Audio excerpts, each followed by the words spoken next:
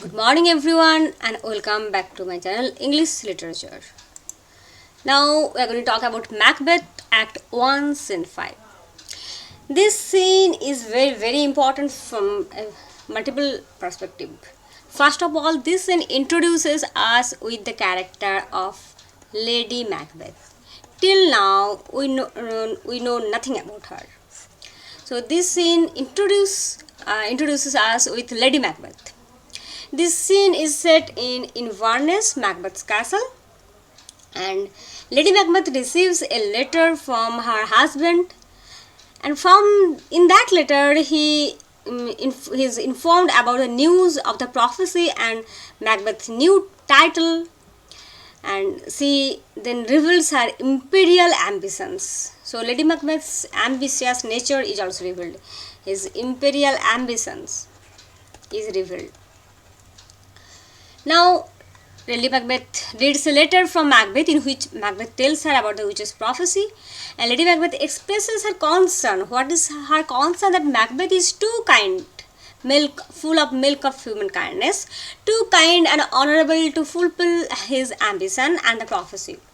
He resolves to convince his manhood to make him act. A messenger enters with the news that Duncan is riding towards the castle and then exits. Lady Macbeth declares to herself that Duncan's visit will be fatal and calls on spirits to unsex me here and take my milk for gall. So, Lady Macbeth's character established as power hungry. She is too much power hungry, so he even can change his sex from a female, he wishes to be a male, so that he can be devoid of all the femininity, the feminine qualities that like kindness, pity, and so he can do the job of killing Duncan. Now Macbeth enters and says that Duncan will spend the night and leave the next day. Lady Macbeth says Duncan will never see that day. She counsels Macbeth to look like an innocent flower as she is going to do that, but be the viper, the serpent hiding beneath it, and serpent stand for viciousness. You know the story of Adam and Eve, and there also serpent was the culprit. Satan in the shape of serpent visits Eve.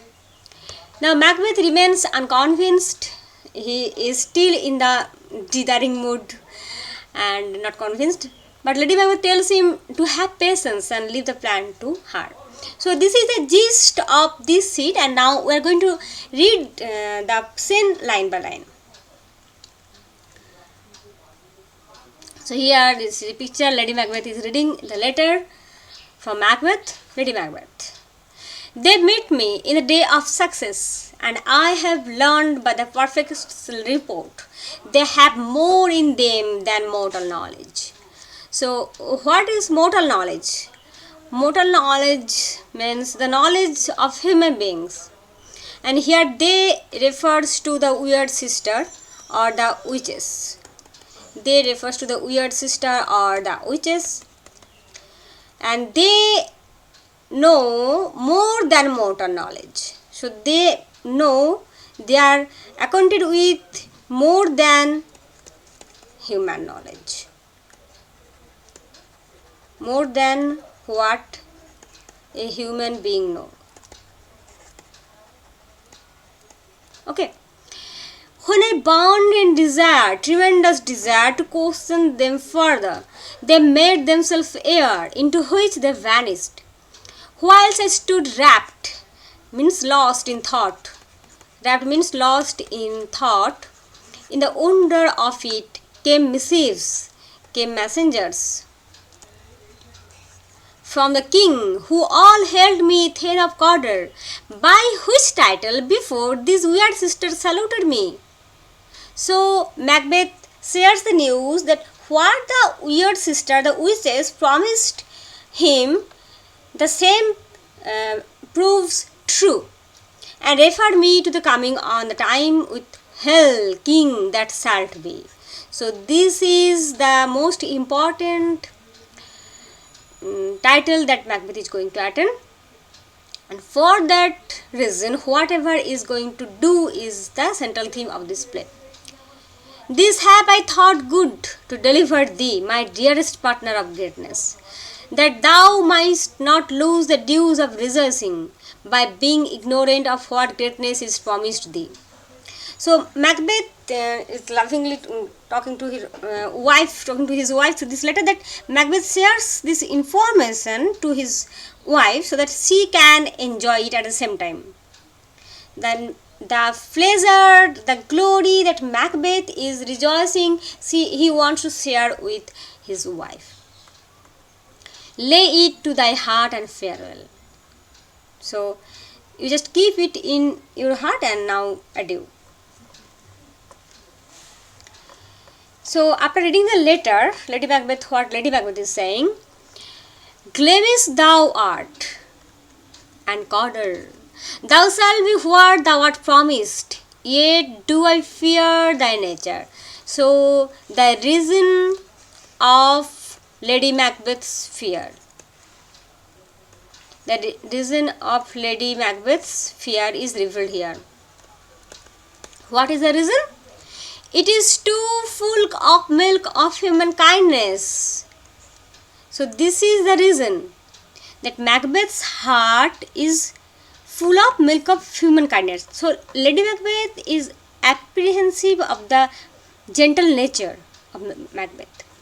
Milk of human kindness refers to the gentle quality of human nature.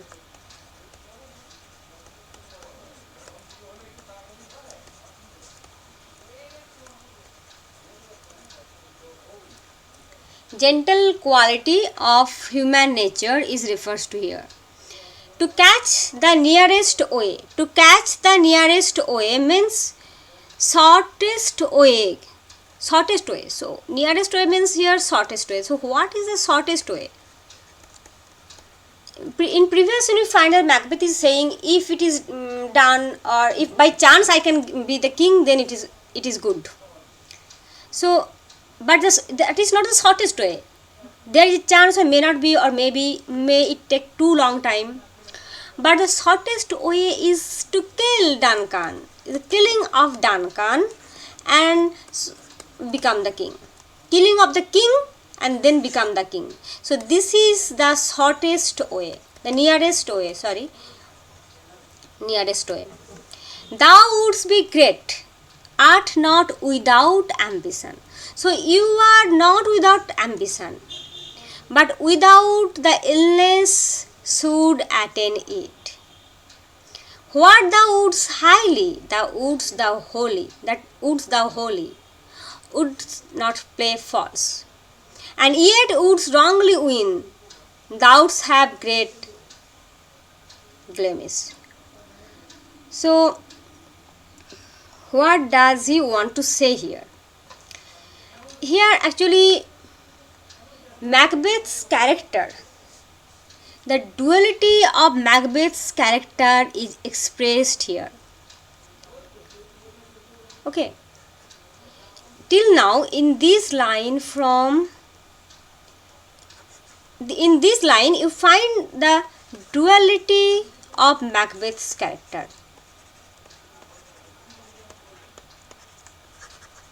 Character is revealed. What is that duality? That on the one hand Macbeth is too tender, gentle-hearted and disposition, and at the same time Macbeth is not without ambition to become great.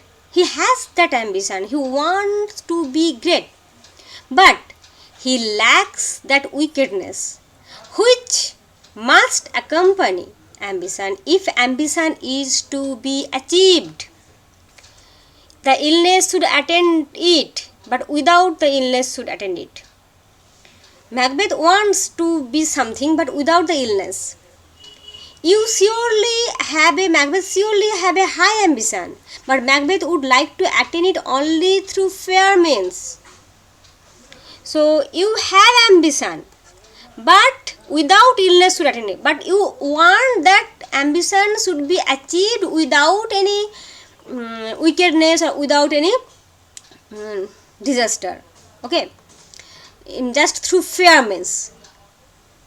Macbeth does not want to act in a treacherous manner, but Macbeth wants to attain what is not truly his.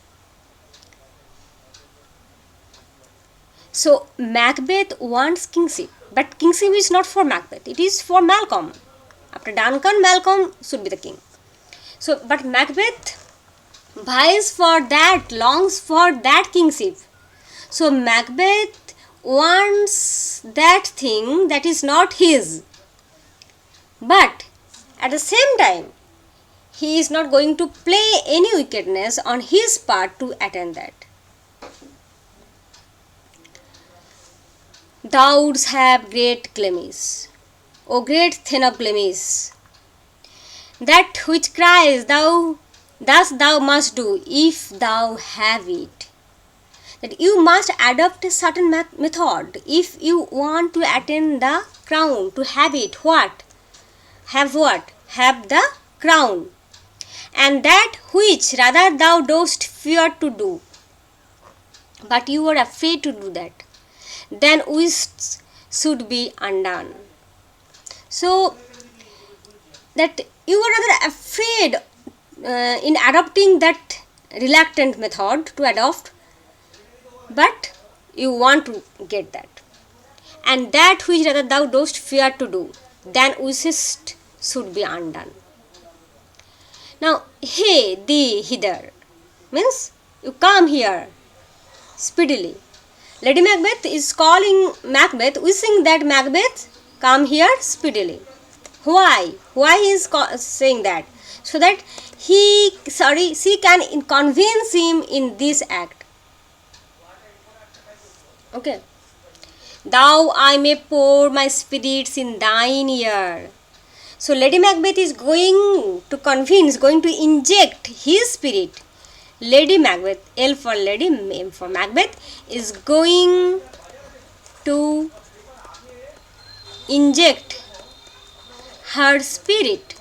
Lady Macbeth is going to inject her spirit in Macbeth. Okay. And chastise with the valor of my tongue.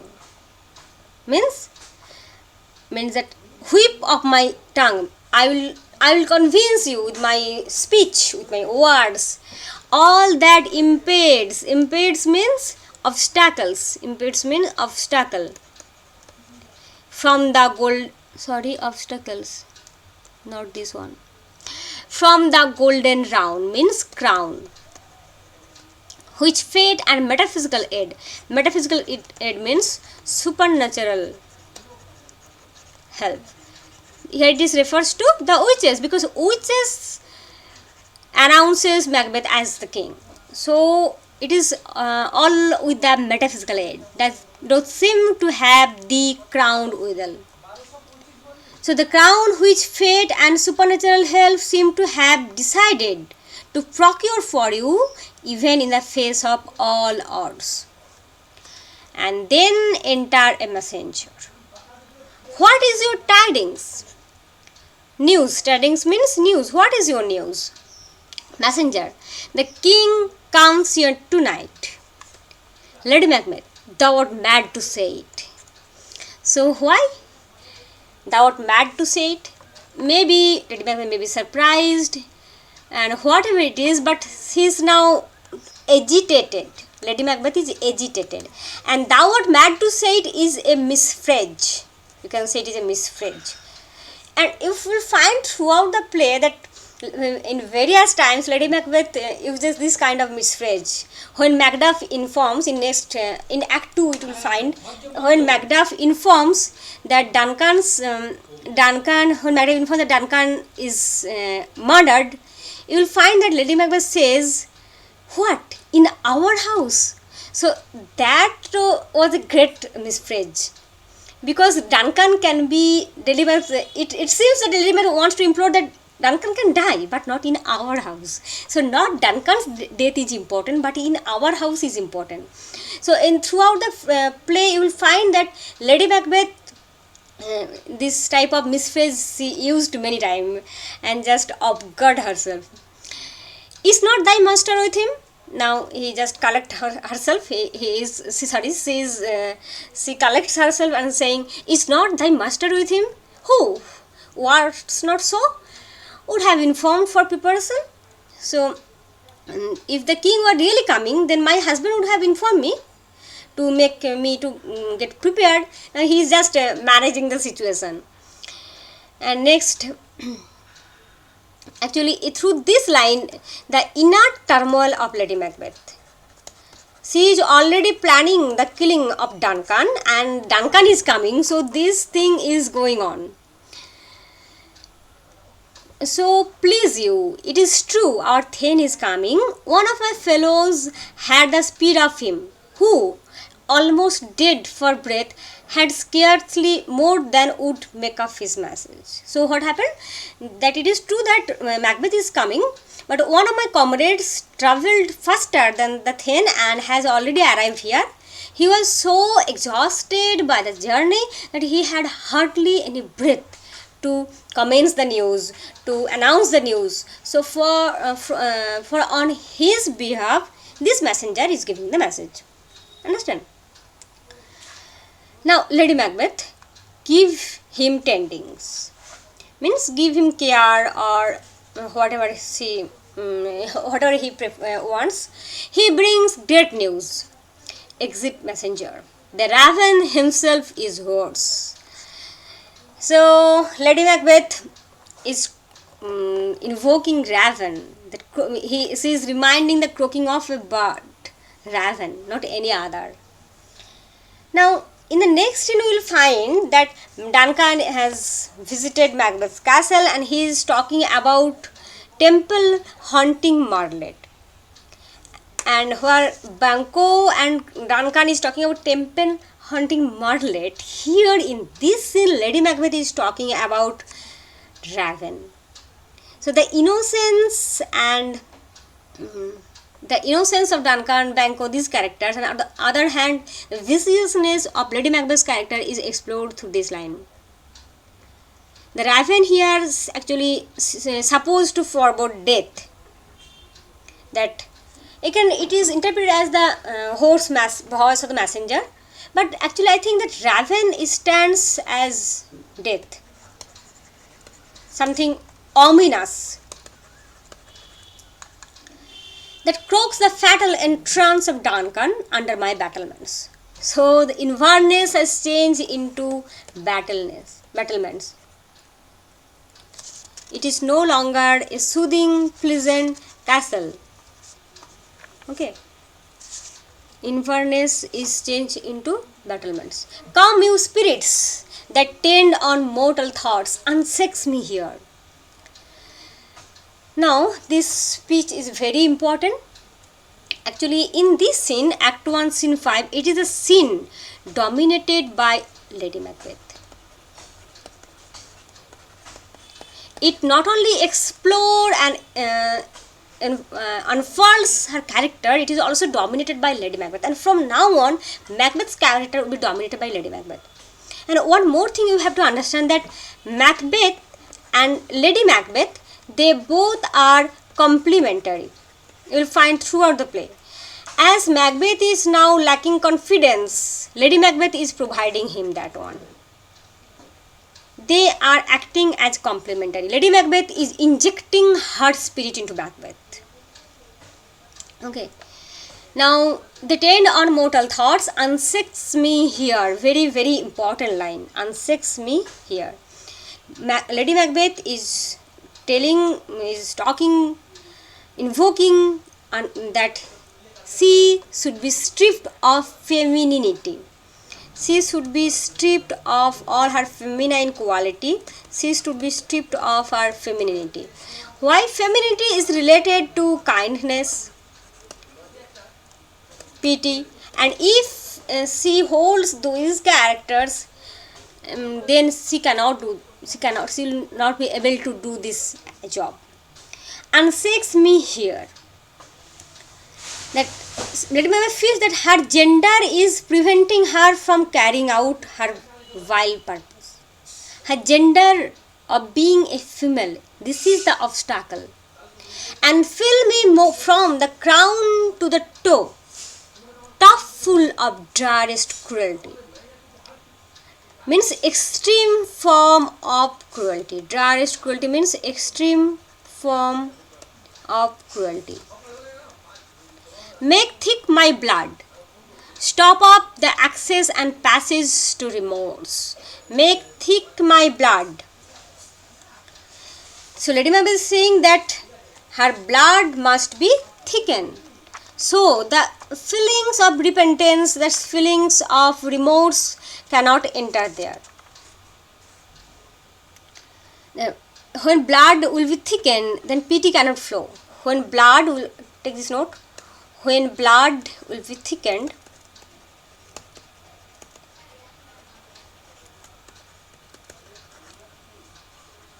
pity cannot flow.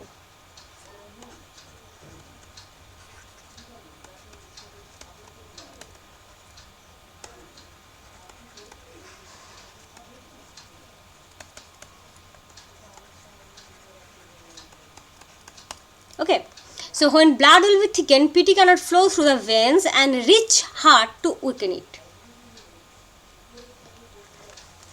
So at first she is saying unsex me here, and then she is make thick my blood. Oh, direst cruelty. So he invokes murderous spirit. Stop up the access and passage of remorse, compassion. That no compunctious visitings of nature. So what does it mean, compunctious visitings of nature? Compunctious visiting of nature, it refers to the natural feelings of pity. It refers to the natural feelings of pity. Shake my fill purpose, nor keep peace between the effect and it. So what she is saying, that between my evil intent and fulfillment there remain no interval. Come to my woman's breast and take my milk for gall. Another important line. In order to murder Duncan, Lady Macbeth not only renounces womanhood, she literally asks to be turned into an unnatural fiend. Okay, that she is not only renouncing her womanhood but also humanity. Not only unsex me but take my milk for God. Also renouncing her motherhood. You murdering ministers means evil spirits. Murdering ministers means evil agents. Whatever in your sightless substances. So you, the spirits who are invisible though substantial, you wait on nature's mischief. Your activities may be attributed the harmful occurrences in nature. Come, thick night. Very important line. Come, thick night, and pall thee. Pall means cover. Come, thick night, and pall thee in the dunnest smoke of hell. Come, dark night, and wrap yourself in the thickest, dunnest means thickest smoke of hell. So that even the sharp knife, keen knife means sharp knife, see not the wound it makes. If you have already read the drama, then you can find this line again in Macbeth's words. Macbeth, after killing Duncan, is saying these words, that whatever I have done, let not my eyes see what I have done. In my hands. So here Lady Macbeth is using those words, those thoughts, that my keen knife see not the wounds it makes, nor heaven peeps through the blanket of the dark to cry hold, hold. So heaven maybe is so there will be utter darkness. So heaven may not be able to peep through the thick covering of darkness in order to warn me, hold, means to warn. Don't do that. So heaven also will not be able to warn her against committing the murder, thus by preventing it. Why? Because heaven will be totally cloaked in the blanket of darkness. Now, enter Macbeth. Great Glemis o'er the corridor, greater than both by the all hell hereafter. Thy letters have transported me beyond this ignorant present. What is this ignorant present? And she is transported beyond this ignorant present, beyond this time, beyond this present, ignorant of the future. And I feel now the future in the instant. So she is not in this present situation. She is now thinking about the future. And what is the future? In future, she will be the King of Scotland. Macbeth, my dearest love, Duncan comes here tonight. Lady Macbeth, and when goes hence? Macbeth, tomorrow, as he purposes. Lady Macbeth, oh, never shall sun that morrow see. So Macbeth is casually informing Lady Macbeth about the schedule of Duncan. But Lady Macbeth is determined that tomorrow shall not never come. Your face, my thin, is a book where men may read strange matters. So in Macbeth's face, that confusion, conflict, inner turmoil of emotion, everything is depicted so clearly that anyone who just watch Macbeth's face can read that. So Lady Macbeth is warning that your face is just like an open book. Anyone can read what you are thinking. Look to beguile the time. Very important line. Look like the time. Remember this line. To beguile the time, look like the time. To deceive the world, you should certainly put on an expression to suit the occasion. To beguile the time, you are going to beguile. So now look like that. If you wear like this type of guilty face, and then everyone can read, everyone can understand what is going inside you. Bear welcome in your eyes, your hand, your tongue. Look like the innocent flower, but be the serpent under it. He that's coming, who? He refers to Duncan. Must be provided for. So Duncan is coming, must be provided for, means attended to. Here provided, must be provided for has two meaning. One is attended to in the surface level, surface meaning, and on the other hand murder. So Duncan is coming and he must be attended to. And you shall put this night's great business into my dispatch. Now you are too weak to do that. You are now dithering. You are in a mood of oscillating conflict. So leave it to me. You should place this night's great business under my supervision. We shall to all our nights and days to come give solely sovereign sway and masterdom. So tonight will confer upon us supreme authority and power. So we are given supreme authority and power, so that we alone shall rule over the country for the rest of our life. Okay. And this great thing that she is going to do, what great business he is going to talk about? The night's great business refers to murder of Duncan.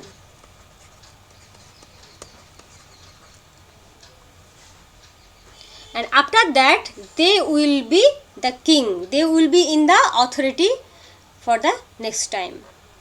Macbeth will speak further. Macbeth is not interested. Macbeth is apprehensive. Only look up clear. To alter favor ever is to fear. So that only just you look cheerful. When a man shows a disturbed face, others are likely to think that he is going to do something. becomes suspicious. Leave all rest to me. Okay, so appear to be innocent. If the expression on your face changes, we will have reason to fear. Then you will have reason to fear. Otherwise, if you remain just like cheerful or innocent, and what you are thinking is not expressed in your face, then there is nothing to worry, there is nothing to fear. Now this scene is very important. Macbeth is still now, Macbeth is against his ambition. Not against his ambition, Macbeth is for ambition, but not like with this cruel way. And Lady Macbeth is going on advising him how to hide his intention and just how to do it. And this scene is marked by Lady Macbeth's strength, its violent, blistering determination. Take my milk for gall. And he said that for that reason Lady Macbeth will be childless. As he renounces her milk, the milk mother's milk for the child, he renounces that milk for gall, and so she will be childless. And Lady Macbeth here just spiral like a tornado, and as blows away all the hesitant thoughts of Macbeth. And we will find this tornado again more active in scene 7, where she will be just, she can spur Macbeth's mind totally towards treason. She can convince. Here even Macbeth will speak further. Means Macbeth is still not determined. So in Act 7 we will find Lady Macbeth with her blistering, violent soliloquies, convincing words, and she is just spurring Macbeth. Okay. She will challenge Macbeth's manhood. She will provoke. In this way, she will force Macbeth in this act. So Act 1, Scene 5 is actually preamble to Scene 7. We will find Lady Macbeth's character from a greater variety there. Okay, thank you. Next we will talk about Scene 6. Bye.